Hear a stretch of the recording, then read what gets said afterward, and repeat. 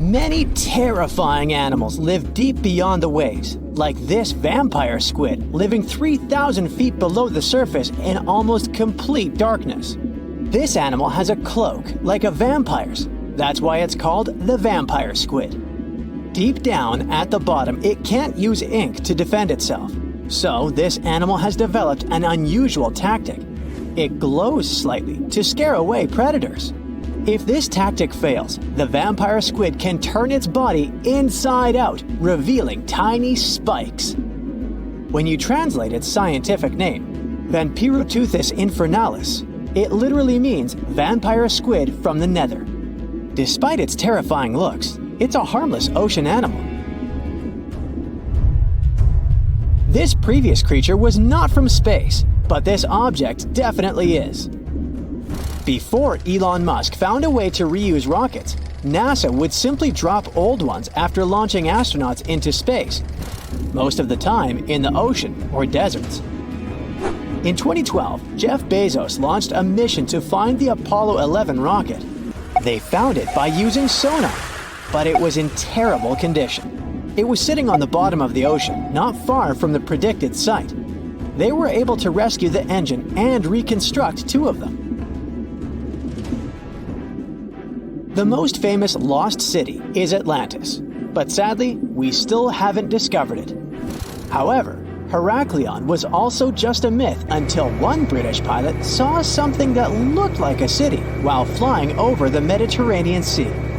He reported it, and 60 years later, a group of divers went there. They were shocked when they found an entire city underwater.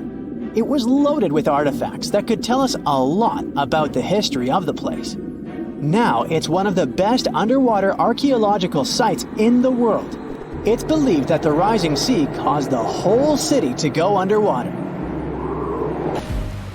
The Titanic sank in 1912. The wreck was claimed to be officially discovered 74 years later. In reality, though, a fisherman found the Titanic 8 years earlier while fishing in the Atlantic Ocean. He was pulling out his net when he spotted a head stuck in it. Luckily, it was just a doll's head. Years later, after the fisher had passed away, his son sold the doll to a doll collector. She did a lot of digging and research on every person who had a porcelain toy on the Titanic. She found the owner of the doll. Ava Hart was on the Titanic and had a doll with her. Ava survived the catastrophe by a miracle, but her toy didn't. Hart even wrote about the doll in her journal, and every detail matched the toy found by the fisherman. The tripod fish lives deep in the abyssal zone, around 20,000 feet below the surface. It's adapted to such immense depths and uses its tripod fins to stay still on the bottom. This creature doesn't have big eyes, but even if it did, these eyes would be useless in the darkness. Instead, the tripod fish uses its fins like antennas to detect any movement in the water. This creature doesn't have much luck when it comes to its love life, so it had to develop unique tactics to reproduce. One fish can be both male and female. The next bizarre creature is the lizardfish. It has tons of razor-sharp teeth, a huge mouth, and really big eyes, which it uses for hunting. All this makes the animal look freaky. The lizardfish lives at depths of around 11,000 feet in the midnight zone, where there is zero light.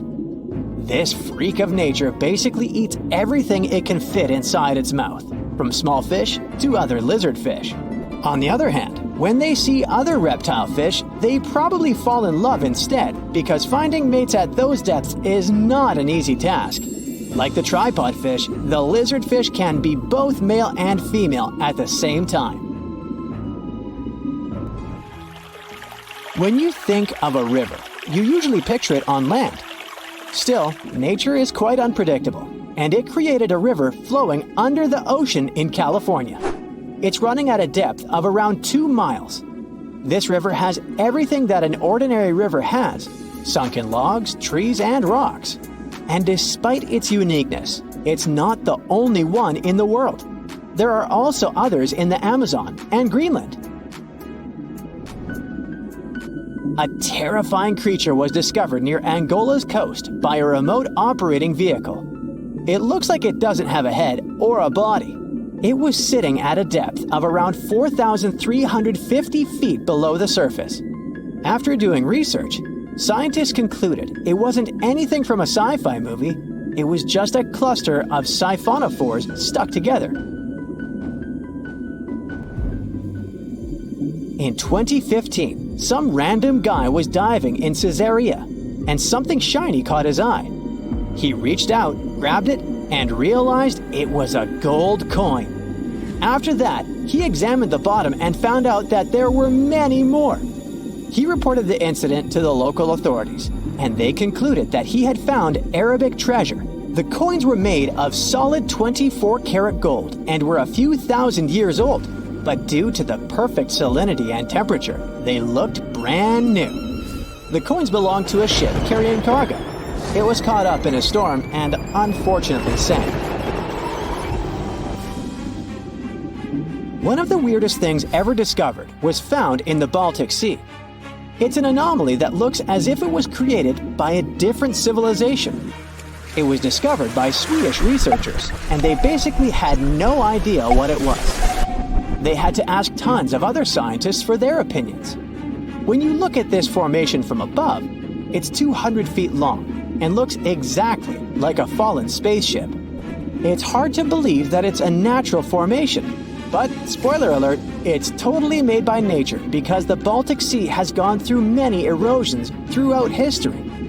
Most likely, the bizarre formation is the result of these processes. A group of divers in Madagascar were shocked when they found this 7-foot monstrosity of a knife on the seafloor.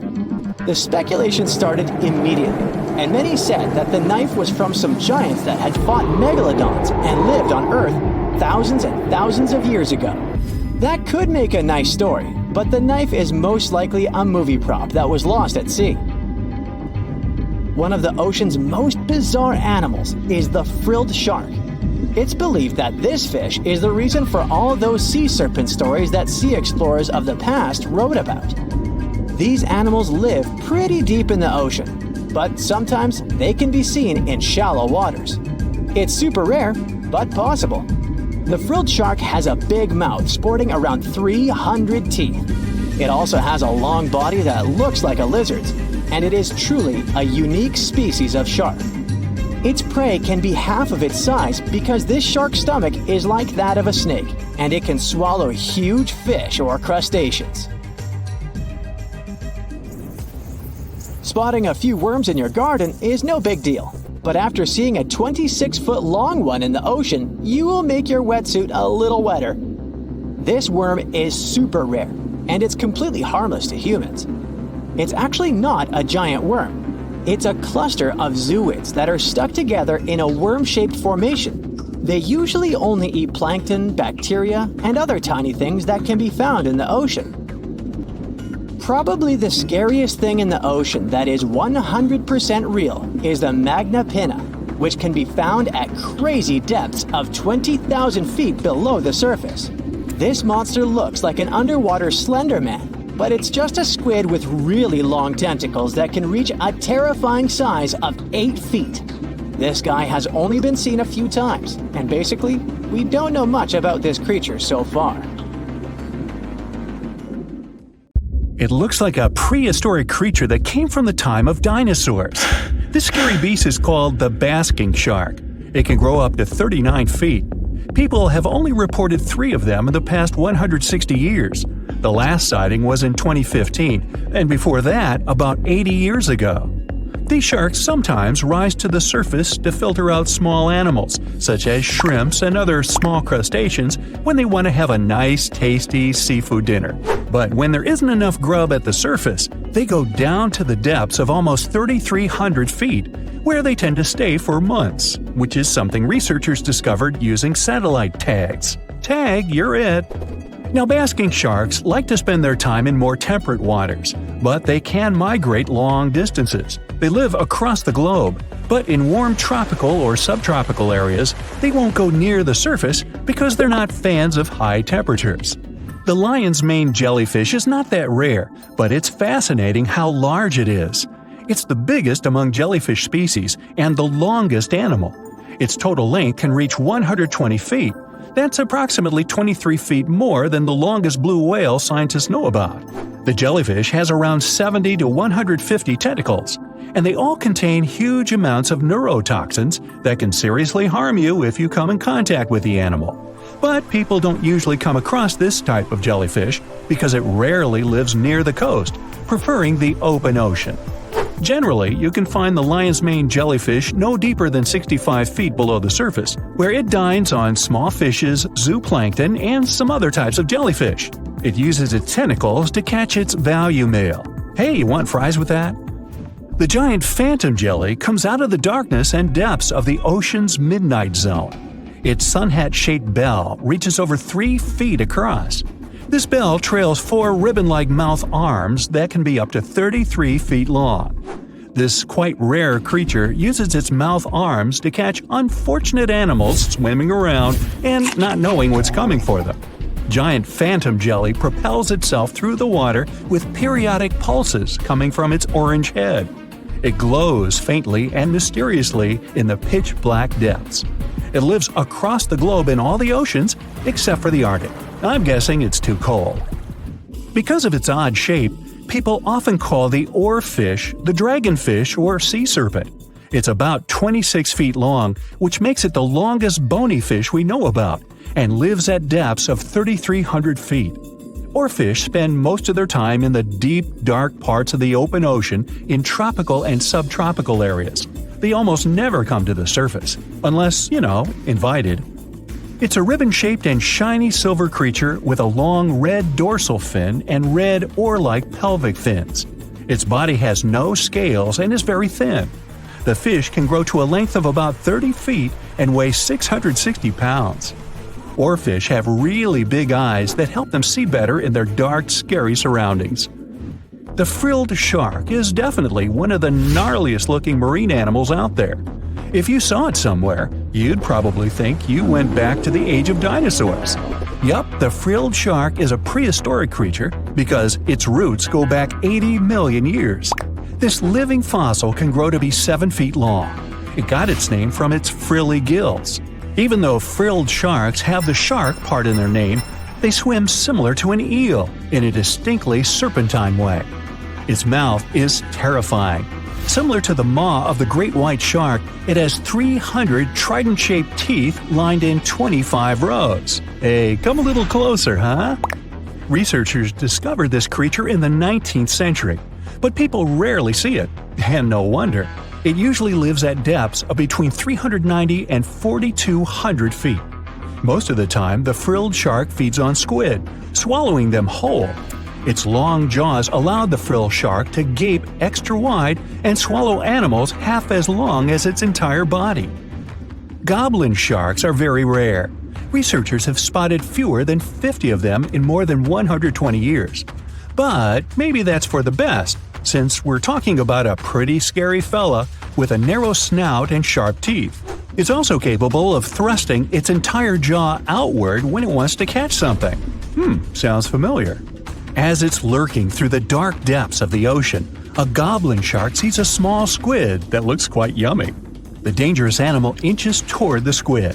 When the poor creature notices the predator, it tries to dart away, but it's too late. The shark has already thrust its jaw the whole 3 inches out of its mouth. This jaw is connected to the flaps of skin the shark can unfold.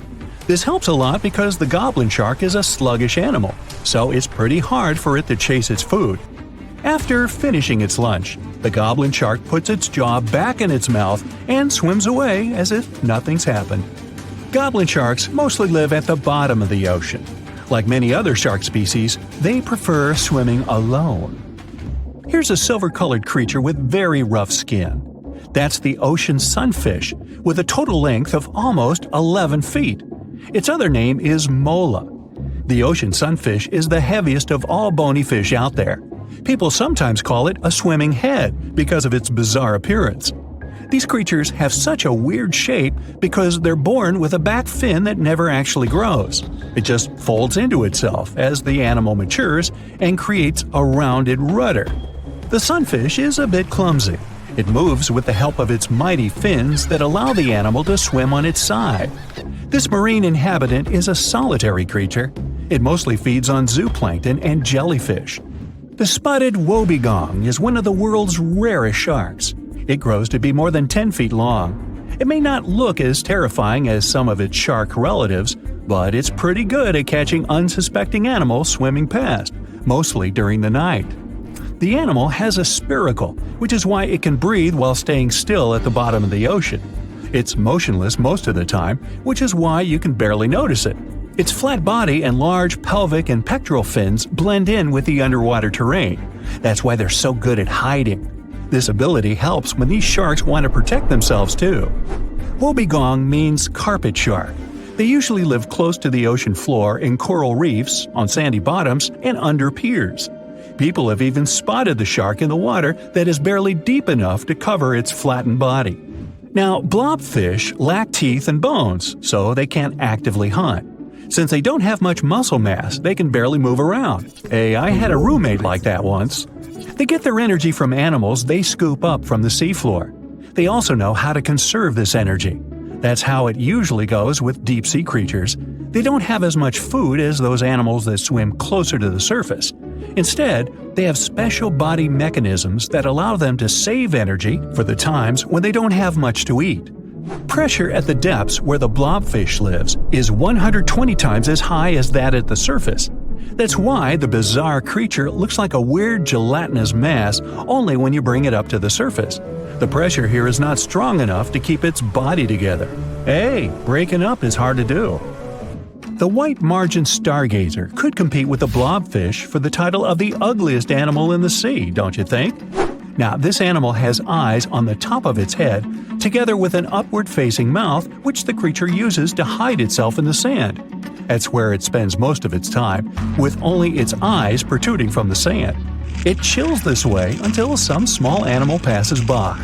It can lunge at its target incredibly quickly, literally within milliseconds. This creates a vacuum in the water that pulls in a crab, fish, or some other small, unfortunate animal. Another tactic involves venom. This fish has a venomous spine in its shoulder blade that helps with catching other animals and defending itself against enemies. Even though it's not related to the electric eel, the white margin stargazer can generate an electric shock as powerful as 50 volts. Ow! Welcome, wildlife lovers! Today you will learn about strange mazes, mysterious round patterns, dangerous poisons, and extreme food, and love that makes you do something incredible. And all these things are united by fish. One small but very talented and dangerous marine creature, and its name is the pufferfish. Let's take a dip in the tropical and subtropical ocean waters. And what do we see here? A small pufferfish floats above the seabed and beats its fin against the sand. It's swimming one way, then the other, and its behavior seems very strange. But wait a minute, it's not crazy, it's drawing. This is a perfectly smooth circle with proportional maze-like patterns inside. The fish works hard and makes sure that all the lines of the shallow ditches lead to the central area. This pufferfish, the size of a human palm, paints a big picture, the size of an inflatable pool. First, this guy draws simple circles, then decorates them with these small geometric details and makes the circles look like a maze. It draws all these wavy lines with its fin, swimming up to them from different angles. After the drawing is finished, the pufferfish swims away and searches the seabed for pieces of shells and coral. It carefully selects small pieces, then brings them to the maze and then uses them to decorate it. It takes more than a week to do all the work. But what for? This fish is unlikely to be waiting for an art critic or an award for the best marine artist, right? Of course, it's not just a drawing. It has a practical purpose.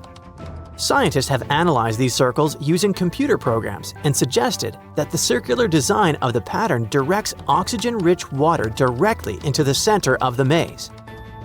It doesn't even matter which way the undercurrents go. The moats inside the ring guide and help the freshwater pool in the center. Okay, but again, what for? Oh, many of us are willing to go above and beyond for it. It makes us suffer and feel great joy. This is the meaning of our life. This is the cause we were born for. The pufferfish creates these drawings because of love. This maze is not just a drawing. It's a nest where a female pufferfish lays eggs. But before doing this, she evaluates the male's work. If she's not happy, she swims away. If she likes the drawing, she and the male create a family. The water in the center of the maze helps pufferfish eggs grow well. But they grow under the care of the male, as the female swims away immediately after laying the eggs. The pufferfish takes care of the offspring, guarding the nest until they hatch. Underwater currents sweep its work away gradually, but it doesn't matter to him. The fish will proceed to create a new work of art. But one question arises. The nest has no walls. It's just patterns in the sand. The pufferfish doesn't make it somewhere in a sheltered place, like under the reefs. No, it's out there in an open area where many predatory fish swim. How does this little guy manage to protect its offspring from them? The pufferfish is not as harmless as it seems at first glance. Its body contains one of the most potent toxins on Earth, called tetrodotoxin, or simply TTX. This toxin accumulates in the liver of the fish, in its gonads, skin, and intestines. When it enters the human body, it connects to nerve cells and simply blocks them. That is, the nervous system can't transmit signals to the brain, causing paralysis. You can't move your limbs and your lungs stop functioning. Therefore, it's better not to offend the small fish. Not only scuba divers, but also predators know this fact. They sense TTX and don't dare to swim up to the pufferfish. Interestingly, the toxin doesn't affect the pufferfish itself thanks to its innate genetic mutation. This mutation prevents the toxin from connecting to the fish's nerve cells and, thus, prevents it from getting paralyzed. By the way, some species of snakes and toads have such mutations too. But how does the pufferfish generate TTX in its body? It's not born poisonous, it produces the toxin through its diet. It goes like this. Plankton eat bacteria that produce TTX. Then snails and worms eat these plankton. The pufferfish then eats those worms and snails. Over time, the fish accumulates this toxin in the liver and ovaries, but it also permeates other parts of its body, depending on the type of pufferfish. Predators avoid not only these fish, but also all kinds of food that are filled with this toxin. That's why pufferfish can easily find food and are not afraid of anyone. And this is also the reason why it's so easy for them to guard their offspring. Interestingly, pufferfish males love the smell of the toxin, and females smear their eggs with this substance to scare off enemies. And while the whole ocean is afraid to approach the pufferfish, one creature is trying to catch it to eat. And this creature is human. Even if you've never heard of the pufferfish before watching this video, you've probably heard of fugu, a dangerous dish prepared by highly qualified chefs. Cooked fugu is one of the most dangerous dishes on the planet. There have been cases when people paid a lot of money to try this delicacy, but didn't survive this experience because the chef made a mistake. Tetrodotoxin is colorless and odorless, and even when you cook fish at high temperatures, the poison doesn't lose its properties. But this only applies to those fish that live in the ocean. On special farms where pufferfish don't eat toxin-filled food, they're completely harmless. So if someone offers you a fugu dish, always ask where the chef got the pufferfish from. Most often, people get poisoned by this fish when they come to eateries where so-called chefs cook the dish incorrectly. Don't do that. There are specialized restaurants where only trained professionals work. Such chefs undergo rigorous training and take an exam to show that they can safely cook this dish. They make it hundreds of times before being allowed to serve it to people. Such training costs thousands of dollars, so it's no wonder that fugu is so expensive. One wrong knife movement and the dish is infused with poison. The main goal during the preparation of this dish is to remove all traces of the toxin.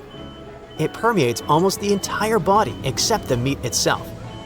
Cooks, like jewelers, should carefully separate this meat from the internal organs. The knife mustn't touch the liver and ovaries, which contain the largest amount of the poison. If the toxin drips onto the meat, the fish is spoiled. It seems simple, but chefs train for 4 to 6 years to learn to cook this dish properly. Then, when the fugu is ready, the chef carefully spreads out raw, thin slices of meat in the shape of a flower.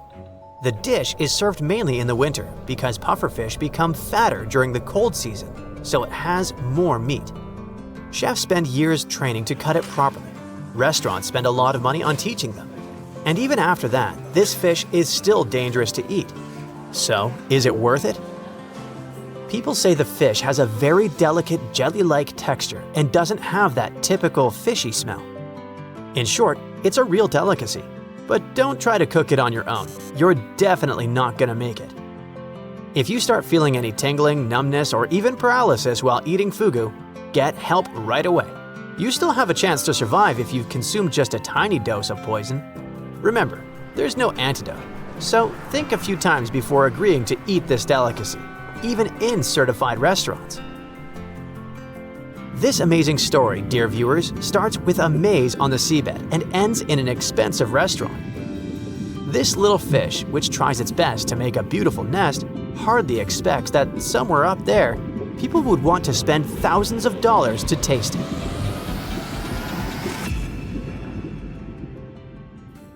In the past 30 years, scientists have made an incredible discovery of a new creature living deep beneath the surface of the ocean. And the name of the creature is the harp sponge. Now, if you're wondering why it took so long to come across this animal, then I might have the answer. These creatures typically hang out at a depth of roughly 11,100 feet beneath the ocean's waves. This sponge species was first discovered off the coast of California thanks to a robot that was sturdy enough to explore those crazy depths the ocean has to offer. This is no doubt an area of the planet where even the most benign-looking creatures can be potentially dangerous. But even scientists were surprised to find that this creature was more than just a sponge. Now, this might seem obvious, but the harp sponge got its name because its basic structure, referred to as a vein, is the same shape as a harp. Each vein is made up of a horizontal branch supporting several parallel vertical branches. But don't let the harp sponge's fanciful and amusing appearance or its non-intimidating name fool you. Yeah, the harp sponge is very much a deep-sea hunter. It has a unique ability to capture and envelop small animals using its rhizoids, short, thin fibers. With their help, the harp sponge clings on to the soft, muddy bottom and catches tiny creatures that get swept into its branches by deep-sea currents. Uh-oh. Other sponge creatures often feed by pulling bacteria and bits of organic matter from the seawater and filtering them through their bodies. But not our harp sponge. Instead, it snatches its future meal with minuscule barbed hooks that cover each of the harp sponge's branches. Now, harp sponges prefer tiny crustaceans like crabs, crayfish, shrimps, and prawns. Once the harp sponge has one of them in its clutches, it envelops the animal in a thin membrane before slowly beginning to digest it. So, pal, what's eating you? Oh, Harpo? Too bad. Researchers believe that harp sponges use this method of feeding because there aren't enough nutrients that deep down. This makes traditional filter feeding less effective. Research has shown that the creature is still in the process of evolving. Early harp sponges, researchers found, only had 2 veins. But later, scientists discovered other harp sponges that had 6 veins. The harp sponge might have evolved this elaborate candle holder-like structure to increase its surface area. In general, harp sponges typically grow up to a length of 1 foot, but researchers have seen a creature that was 2 feet in length. The harp sponge is not only very unusual, but also beautiful to look at. See those tiny white balls on top of the branches? Now, why don't we look at some other creatures that live below the photic zone of Earth's oceans? The photic zone means the area beneath the ocean's surface that still receives some sunlight. Thanks to this, there are loads of different creatures and organisms living there. Any animal living beyond this layer qualifies as a deep-sea creature.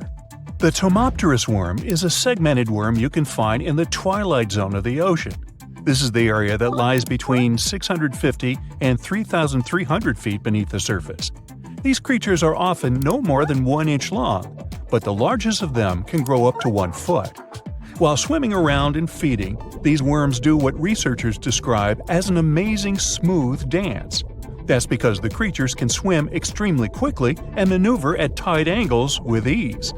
Now, I know most people hear the word worm and think of the common earthworm, so it's quite interesting to know there's a deep-sea worm out there that never leaves the water during its entire life. Similarly, most of us try to avoid jellyfish that either rest on the sand or sit on top of the ocean waves. This isn't the case with a cresota jelly. That's a deep-sea creature too. This beautiful jellyfish is mostly ruby red, bright orange, or electric purple. That's what helped researchers realize they had found a new species of jellyfish. The creature grows to a maximum size of 1 inch across.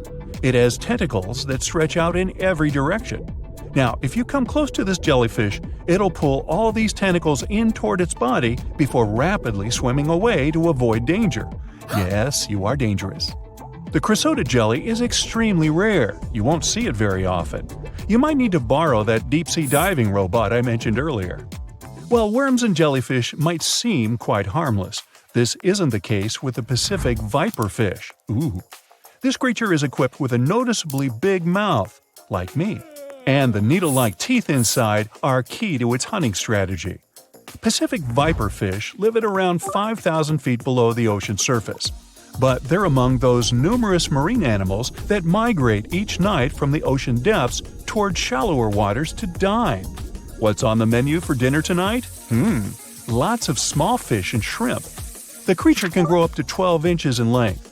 Its 2 front fangs, which stick up from the fish's bottom jaw past its own eyes, are especially dramatic. When the fish unhinges its jaw, its mouth can open wide enough to engulf smaller animals, and the teeth form a cage to prevent an escape. Now, have you ever seen an underwater creature that looks like a strawberry? Trust me, it does exist. Just look at these dots on the strawberry squid. The creature has a big eye and a smaller one. You might think this unconventional pairing would be awkward and uncomfortable, but it's actually the opposite. The big left eye looks upward. It spots shadows cast by other animals in the dimly lit waters above. The eye's tubular shape helps it collect as much light as possible. On the other side of the squid's head, you can see its right eye. It's small and looks downward. This eye searches for flashes of bioluminescence produced by animals lurking in the darker waters below. Now, bioluminescence means the production and emission of light by living organisms. By the way, the squid has a nickname. And no, it's not Squiggy, although that's a great one. It's known as the cockeyed squid. This is simply due to the remarkable difference in size between its 2 eyes. I think I like Squiggy better. And so it goes. Since light doesn't reach the deep sea, the strawberry squid's body actually looks black. This helps the creature hide from enemies, such as sharks and dolphins. In general, the strawberry squid grows to a length of 5 inches. It typically lives around 3,000 feet below the surface, but floats to shallower waters at night. Now, the feather star is a marine creature without a backbone, but with feather-like arms that radiate from the center of its body. These creatures first appeared around 200 million years ago. Related to sea stars, they look like a flower, but if you approach them, they'll quickly swim away. But not all feather stars can swim. Many species can only crawl along the bottom of the seafloor. Like some of the other deep-sea creatures we've looked at, the feather star can adapt to its surroundings. It has a creepy ability to shed its arms, the same way some lizards can shed their tails. This also helps them escape from their enemies.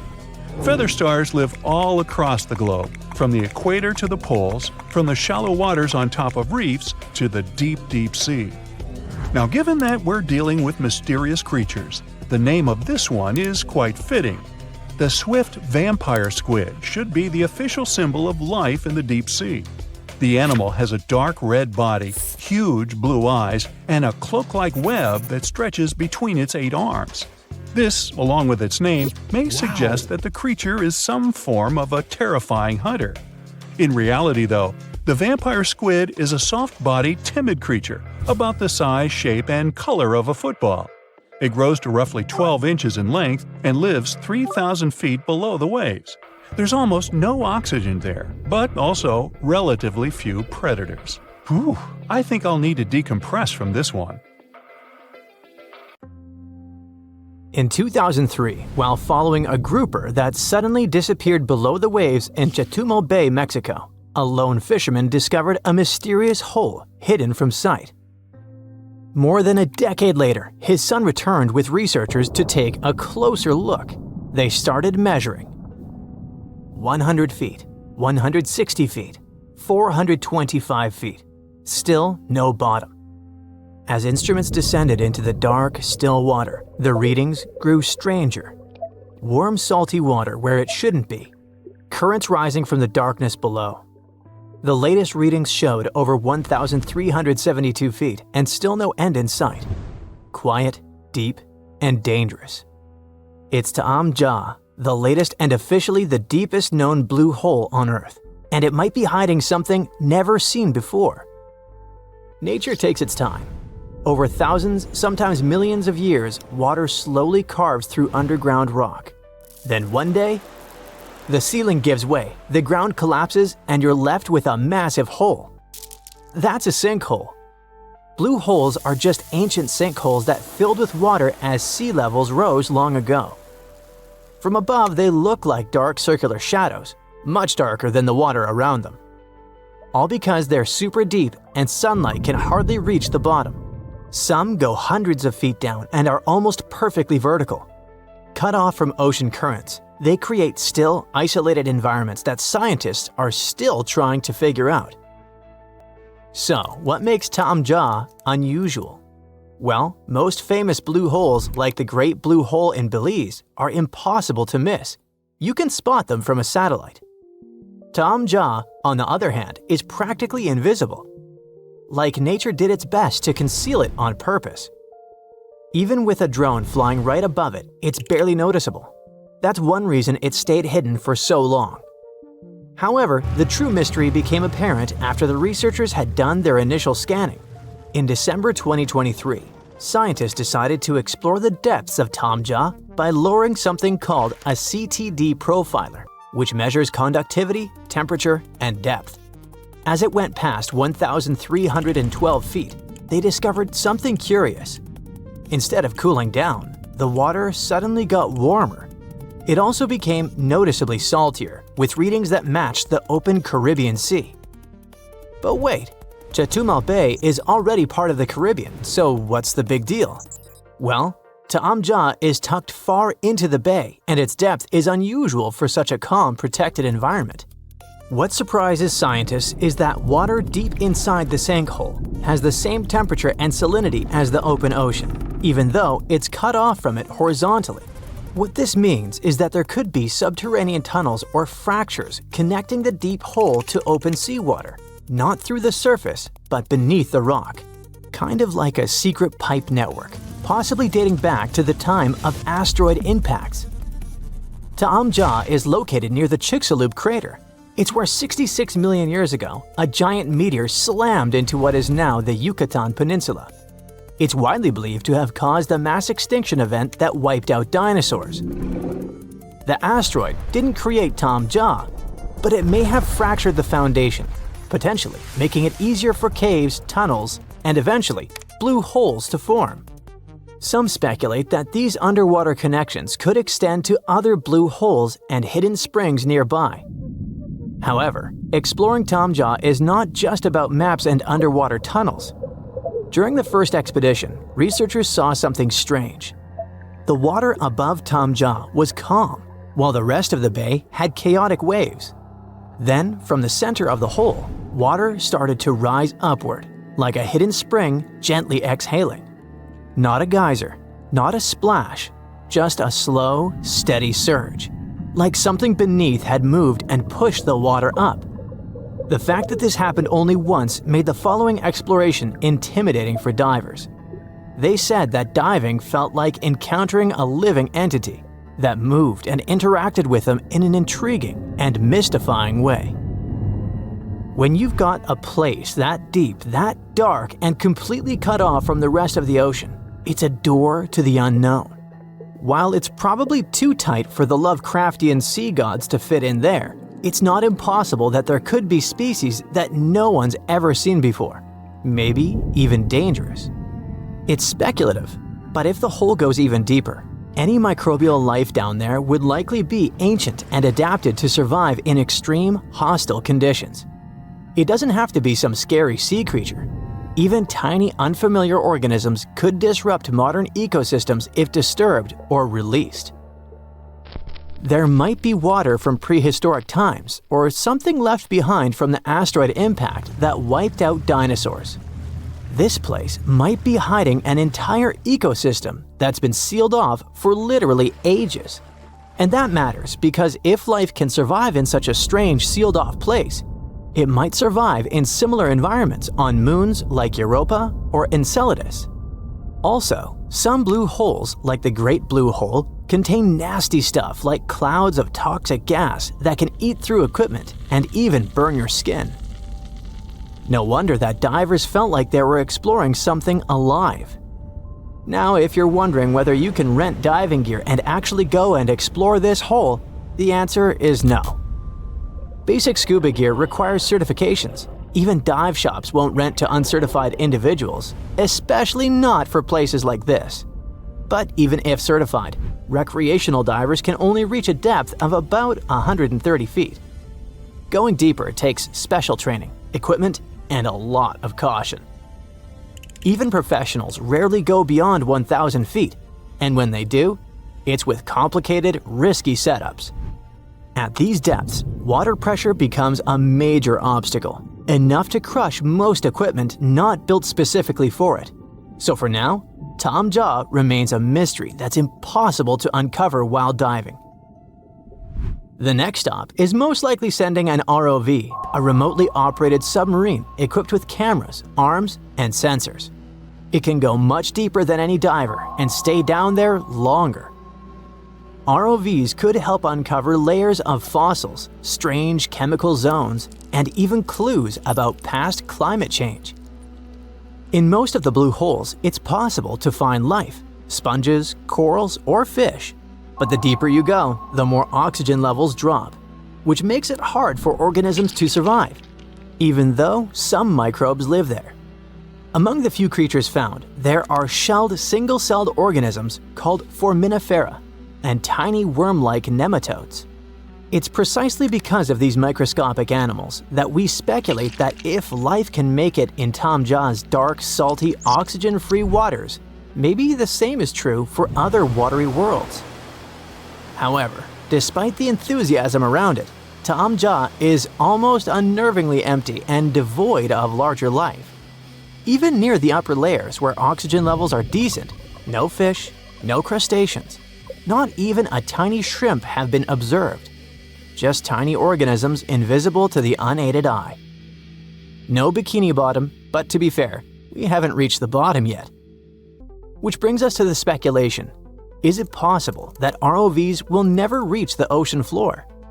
The hole might be deeper than we expect or shaped in a way that makes it hard for our equipment to get accurate readings. It might have side tunnels, ledges, or twists that throw things off.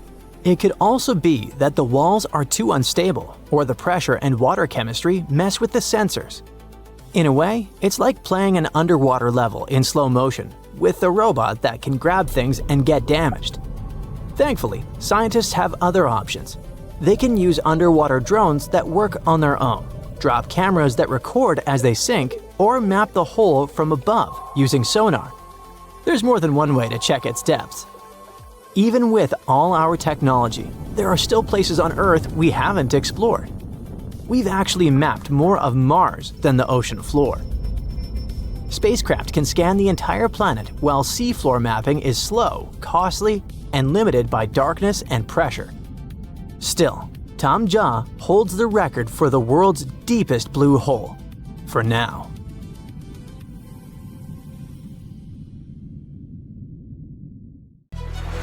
See this big spot under the water near the shore? It's a coral reef. It beckons you to swim closer, but be careful. If you get there, it could be the last swim of your life. Stay away from the reef. But why? Why are coral reefs so dangerous? Let's figure it out. First, make your guess about what a coral reef is. An underwater cliff? Rocks? A coastal landscape? Some spot where shells live? Close, but not true. In short, a coral reef is a living thing. What we see in shallow tropical waters are colonies of organisms called coral polyps. They are distant relatives of jellyfish and anemones with amazing superpowers. They can absorb calcium from the water. When they do this, they convert calcium into hard limestone rocks. These rocks, like building blocks, form solid coral reefs and settle on the seabed. But there are soft coral reefs that look like plants. They float freely with the currents, swing in different directions, and seem to pulsate under the water. They don't have solid coral blocks, but they can grow tree-like cores to maintain their position. Both hard and soft coral reefs are beautiful creatures, but at the same time, they are very dangerous. Many ships were wrecked when they hit shallow water, as the sharp edges of coral reefs ripped through their hulls. But what danger is there for someone swimming alone, who isn't going to hit the reef? You can just scuba dive and enjoy the beautiful views of coral polyps, but be prepared to encounter unexpected and unpleasant creatures. A coral reef is not just a living colony, it's a home for thousands of diverse marine creatures. And some of them can be very dangerous for humans. Like the blue-ringed octopus, for example. This is a tiny creature that you will definitely notice thanks to the bright spots on its body, but don't touch it with your hand, as it's one of the most venomous creatures on Earth. The amount of toxic venom carried by this octopus can harm 26 people, and these people are unlikely to survive this encounter. The poison works within a few minutes, and there's no antidote in the world. What makes it even more dangerous is that the octopus's sting is painless. You probably won't even know you've been stung until the first symptoms appear: body paralysis, respiratory problems, and cardiac arrest. But even if you don't notice the octopus and swim past, you'll probably notice the box jellyfish, whose tentacles can reach several feet in length.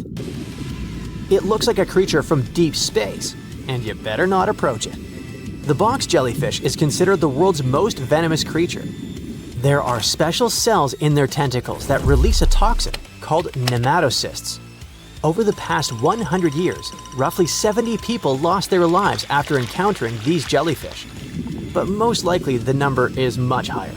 We just don't know about all such cases. Unlike the painless sting of the blue-ringed octopus, the encounter with a box jellyfish hurts. Another dangerous inhabitant of coral reefs is a rock.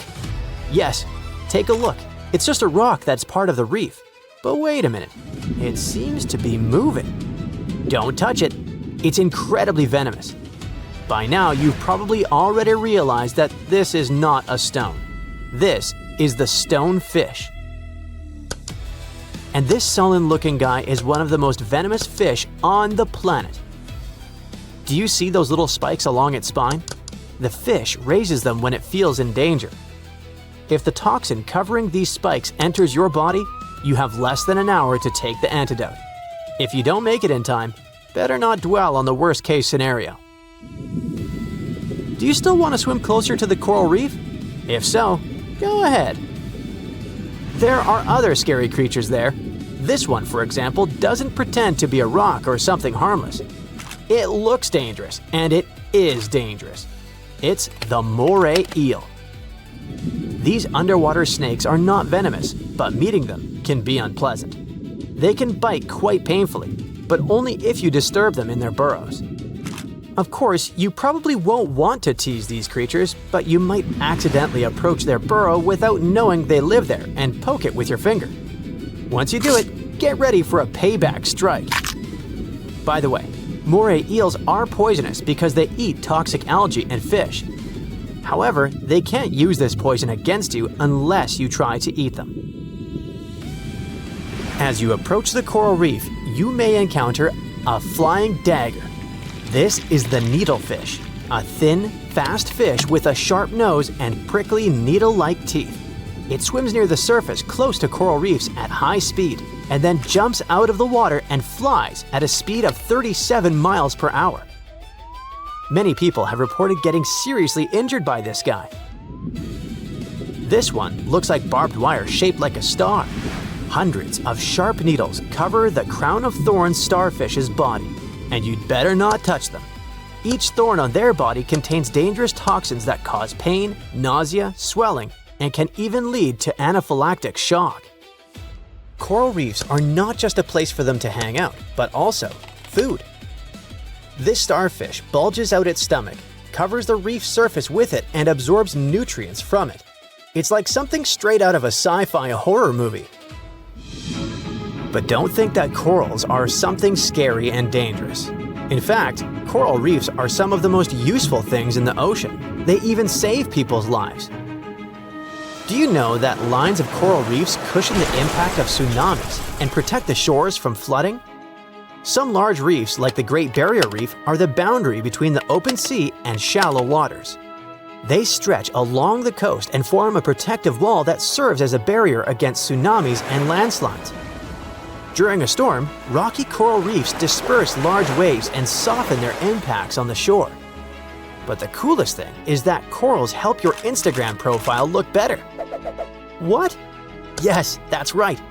Do you know these beautiful paradise-style photos when the water near the shore is blue and the sand on the beach is white? So sand gets this unique color thanks to corals. As you already know, coral bodies are made up of calcium carbonate. When waves and storms destroy corals, they wash out these calcium particles directly onto the shore. Besides corals, tiny bits of crushed seashells also end up there. Over time, layer by layer, they build up to form white sandy beaches. By the way, parrotfish are also involved in creating this beauty. These little fish feed on algae that stick to coral reefs, so they also consume pieces of coral along with their food. Then, when they're full, they release the coral particles, which eventually become the white sand. One such fish releases about 200 pounds of coral waste per year. So in a sense, this white sand appears because parrotfish go number 2. Coral reefs are ancient.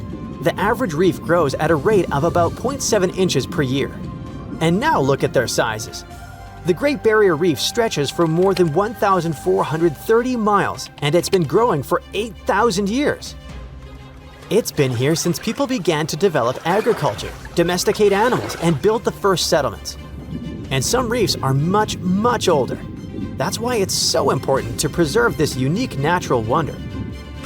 And humans end up destroying it, often when ships accidentally crash into coral reefs.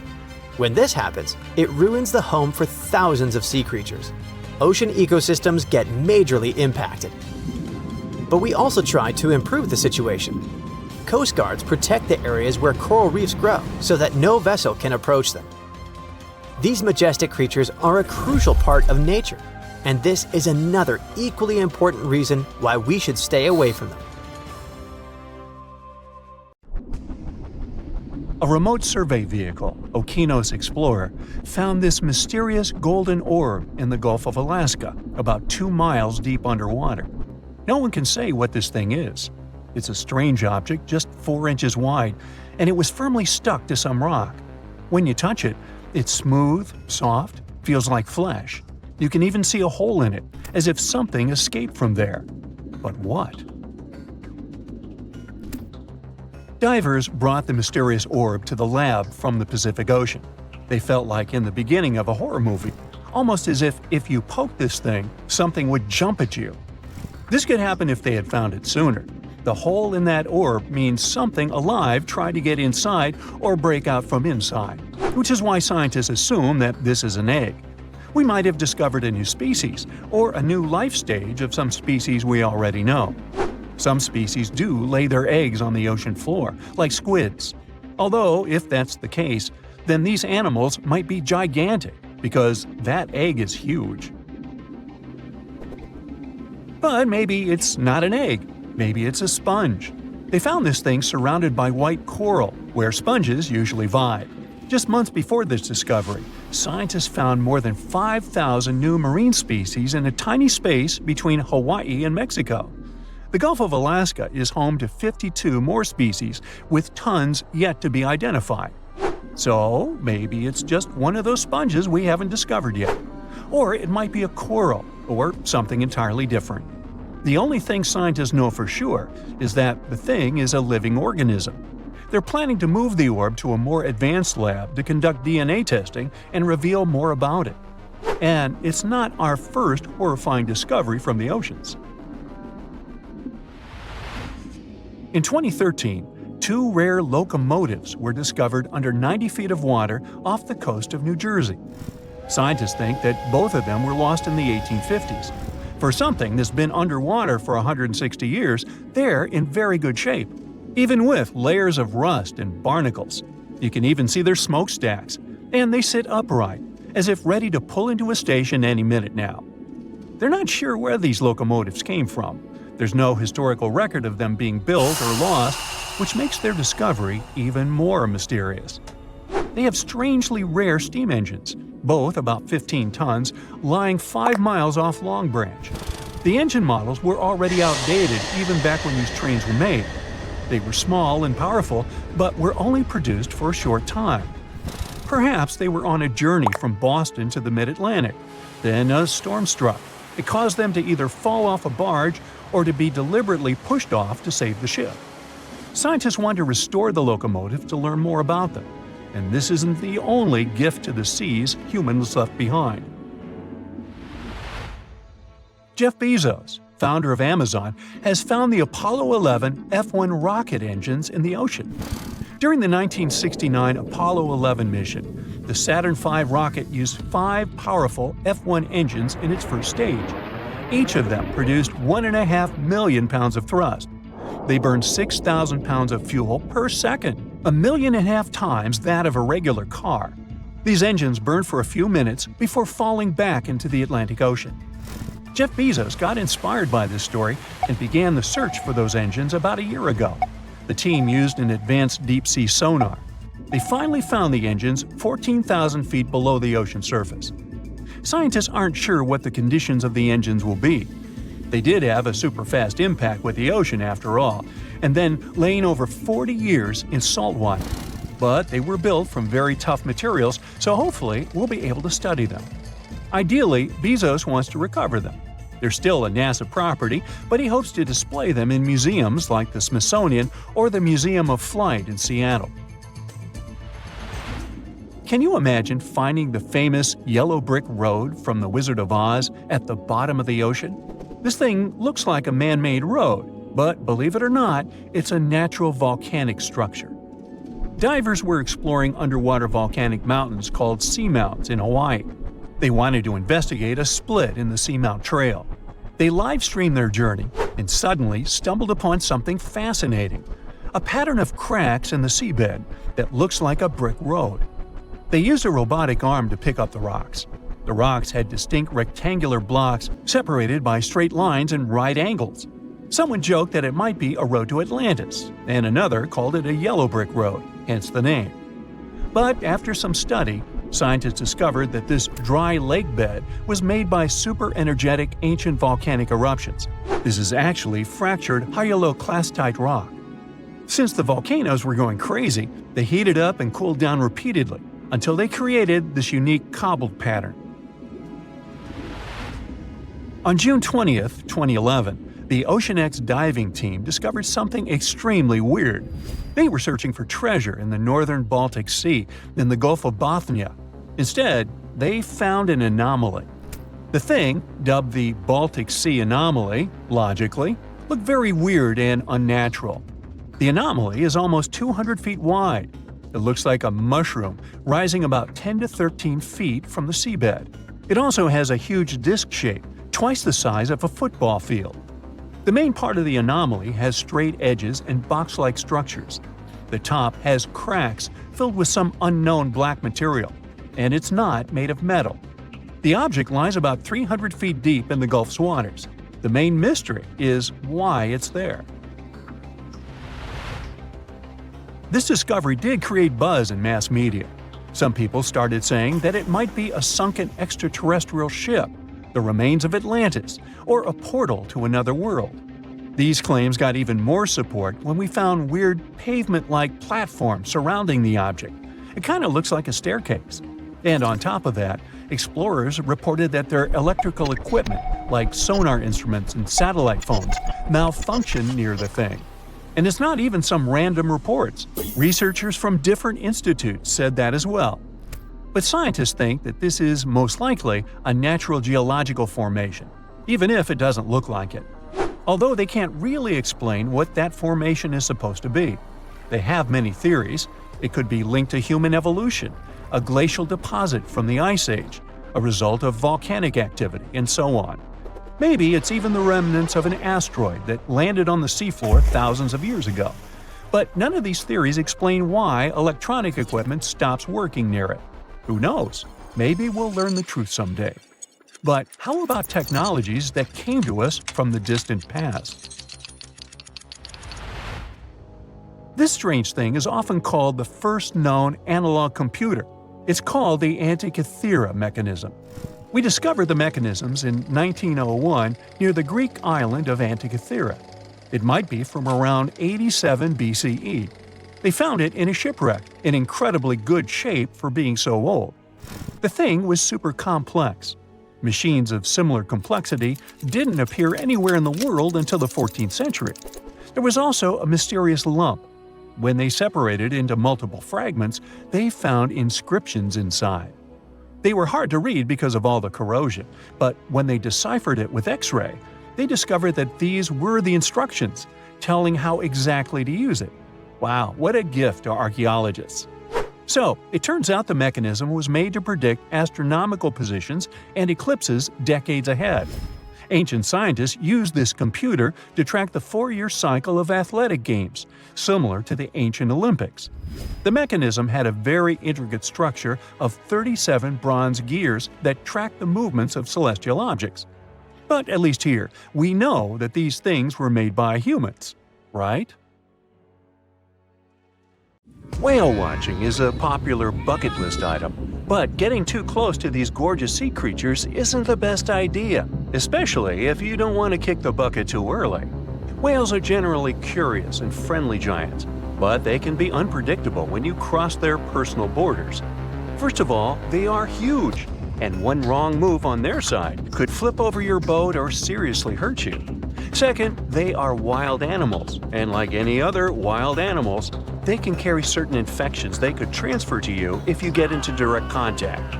Plus, they have strong parental instincts, so if you approach their young by accident, they might think you want to take them away and will act accordingly. It is only safe to observe whales from the sea when you're accompanied by an experienced expert, both for your own good and for the good of the whale. Now, sometimes whales and dolphins strand themselves on the shore, for reasons scientists still can't explain. Quite recently, over 200 whales have been found on a remote beach in Tasmania, Australia. A rescue team rushed to the location to save the whales, half of which were still alive.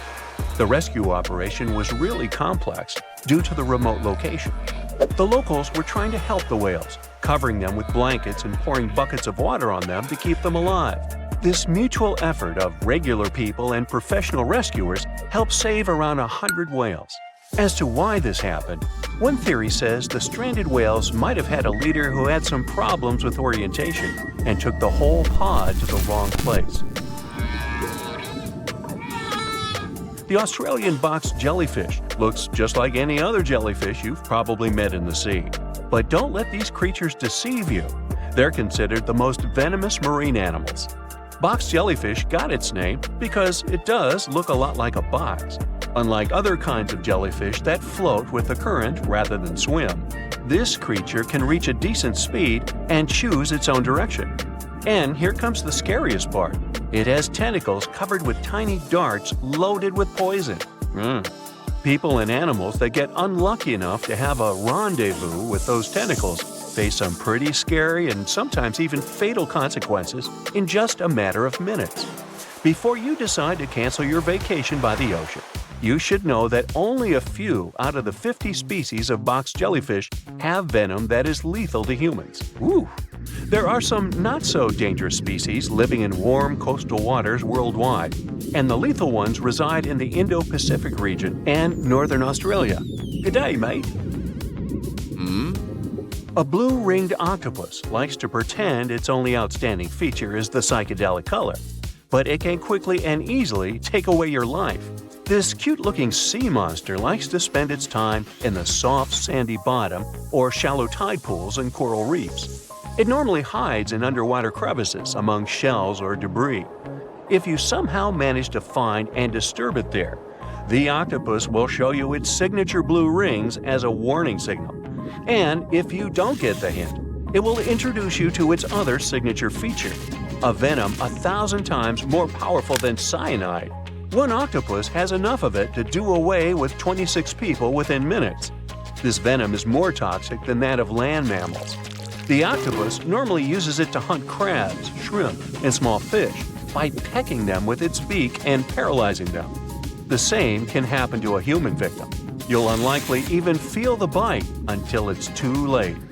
The good news is that there have been no known cases of such incidents since the 1960s. If you don't disturb the blue ring octopus, it will never attack you first. If you enjoy picking shells on the beach, make sure the ones you collect don't belong to a cone snail. It's nothing like its relatives living on land and eating fresh leaves and bark. There are over 500 species of this venomous sea creature, and a few that can really hurt you. These little snails are extremely vicious, just like Jimmy from 3rd grade.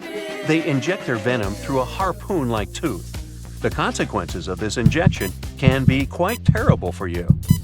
Now, are you afraid of snakes? Well, I have some bad news for you. You can't escape them even in the water. Certain kinds of these creatures have adapted to live both on land and in the sea, especially in the warm waters of the Indian and Pacific Oceans.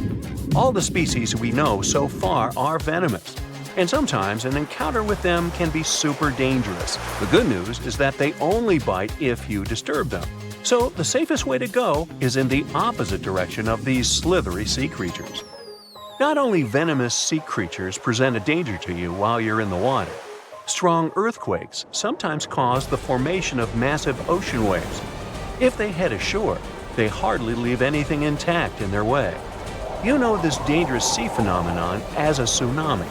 There is also another type of this natural disaster called a meteotsunami. They're caused by rapid storm systems and pressure changes above the open water. A powerful storm can generate a whole wall of water. Sometimes this wall grows several feet high while it moves through a shallow continental shelf, inlets, or bays. If it gets strong enough, it can damage houses close to the water. It's really tricky to forecast or detect a meteotsunami because it's nearly impossible to tell from a seismic one. It happens much more often than regular tsunamis, especially in the Great Lakes area. Now, the ocean can be dangerous to you, even if you're staying in what seems like safety on the shore. One such unpleasant surprise could be a sneaker wave moving your way. As you can guess from its name, waves like this sneak out on unsuspecting beachgoers. They look average, but turn out to be way bigger and more dangerous than you could imagine. Sneaker waves always appear without warning after smaller waves carry huge amounts of water, sand, and gravel. They're so powerful, they can carry swimmers further away into the ocean. They can swipe you off your feet and into the water when you're casually strolling on a jetty or the beach or on an outcropping nearby. Oregon State University researchers found that sneaker waves form in offshore storms that carry wind energy to the ocean surface. With all that energy, several waves unite and overlap into one beast that stands higher and goes further ashore than a regular wave. Another thing that makes them more dangerous is that they're hard to predict. The logic of regular wave formation doesn't work with them. Square waves, looking like a giant chessboard over the ocean, are the reason many people visit the Isle of Ré off the western coast of France. If you visit it, you'll notice plenty of signs warning you to stay away from the water once you notice the unusual pattern. The safest way to observe it is from high up places like nearby lighthouses. If you decide to stay in the water, The strong currents coming from two directions can literally sweep you off your feet. Generally, waves can travel many miles over the surface of the water, depending on local winds and weather. And even on days when the weather seems somewhat calm, storms located elsewhere can send in crashing waves that affect the surrounding calm waters. When waves travel onto the shores of distant lands, they're called swells. This is different from a wave that occurs from the local wind.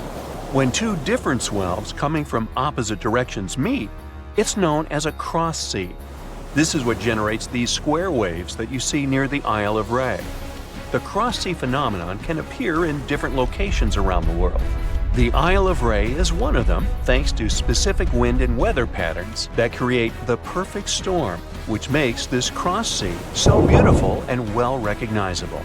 Well, wasn't that swell? Swell? Never mind.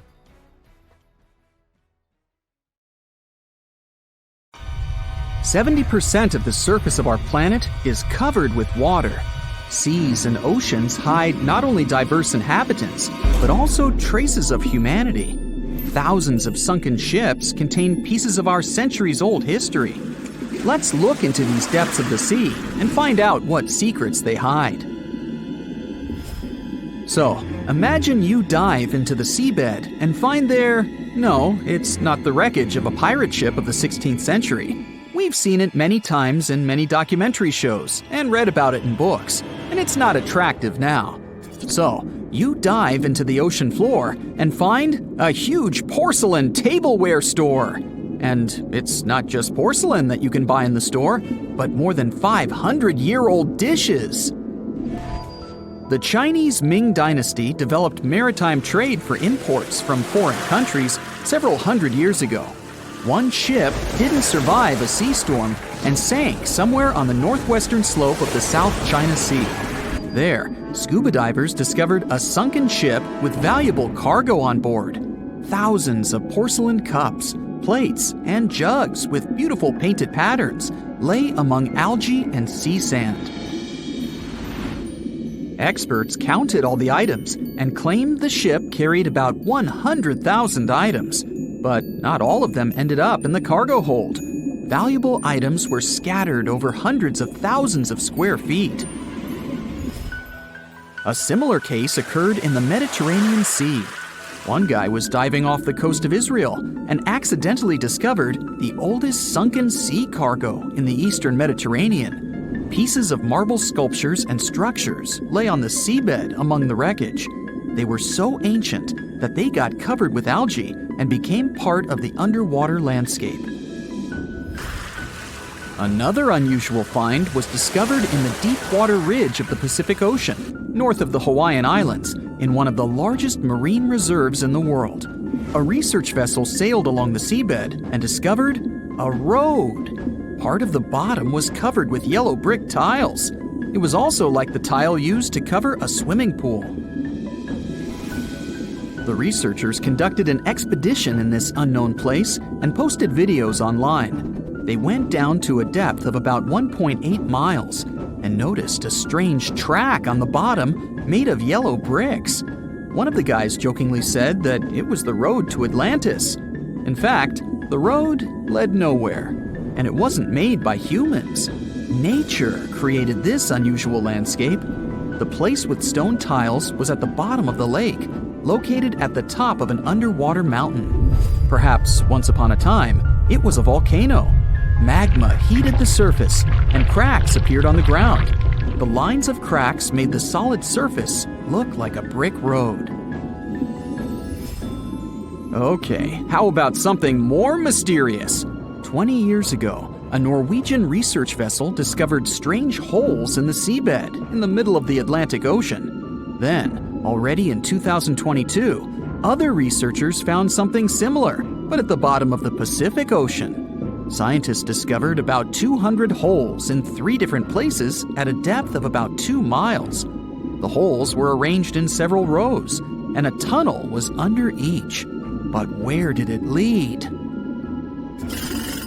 To find out, you first need to find out who made these holes. Scientists studied animals that live at such a depth under enormous pressure. Imagine the weight of several dozen elephants pressed on a small area the size of a palm. That's about the pressure exerted by water in these depths. But still, some marine life has been able to adapt to such conditions.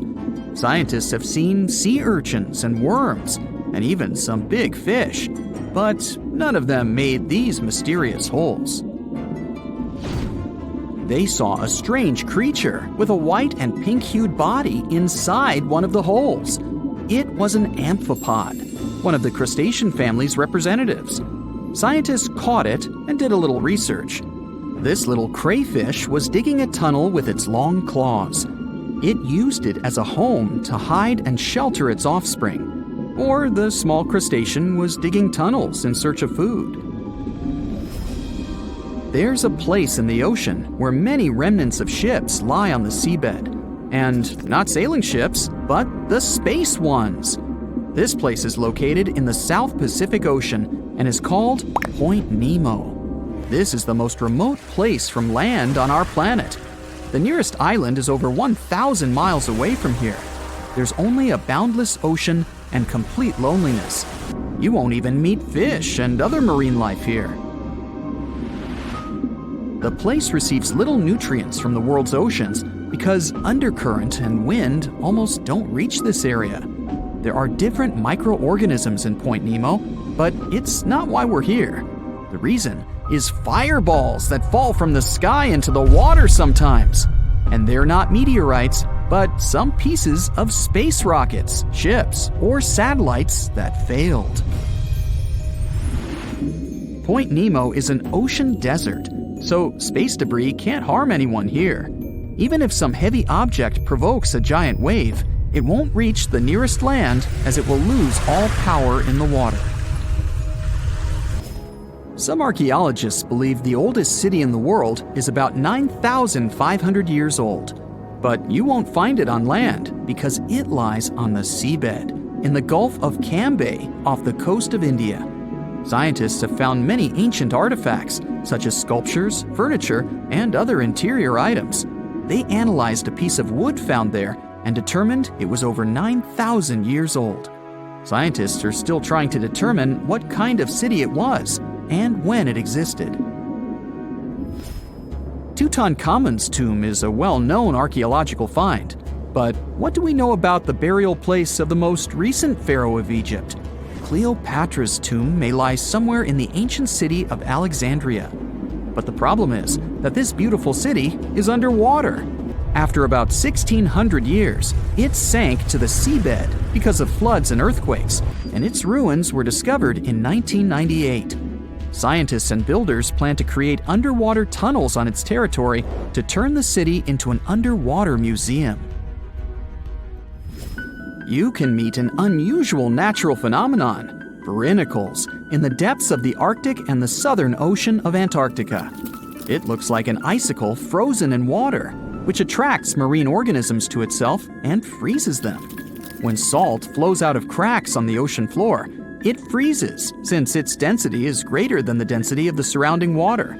Upon contact with fresh water, it turns into liquid ice and freezes. Starfish, hedgehogs, and crustaceans were stuck there as this salt froze them.